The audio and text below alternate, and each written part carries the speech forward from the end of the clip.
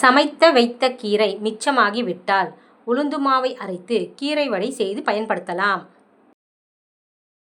எலுமிச்சை பழச்சாறு கலந்து சர்பத் தயாரிக்கும் பொழுது அதில் ஒரு சிட்டிகை உப்பு கலந்து விட்டால் துவர்ப்பு தன்மை நீங்கி சுவையாக இருக்கும். குழம்போ பொரியலோ அடுப்பில் இருக்கும் பொழுது கொத்தமல்லி இலைகளை சேர்க்கக்கூடாது. ஒன்று அடுப்பிலிருந்து இறக்கும் பொழுது சேர்க்க வேண்டும், இல்லை இறக்கிய பின் சேர்க்க வேண்டும். கேக் அதிகமாக சாப்பிட்டால் அஜீரண கோளாறு ஏற்படும். அதனால் கேக் சாப்பிட்டவுடன் அவசியம் வெந்நீர் அருந்த வேண்டும்.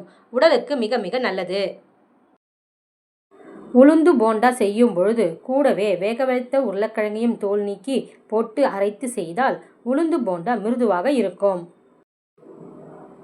அடைக்கு ஊற வைக்கும் பொழுது ஒரு பிடி கோதுமையையும் சேர்த்து ஊற வைத்து அரைத்தால் அடை மொறுமொறுப்புடன் சுவையாக இருக்கும். நுங்கு சாப்பிடுவதால் நமக்கு பசி உணர்வை தூண்டும் மற்றும் குமட்டலை கட்டுப்படுத்தும். அதனால் கர்ப்பிணி பெண்கள் சாப்பிட ஏற்றது. முருங்கைக்காய் வாங்குவது எப்படி? நல்ல முருங்கைக்காயை முறுக்கினால் வளைந்து கொடுக்கும். அப்போ முற்றவில்லை என்று அர்த்தம்.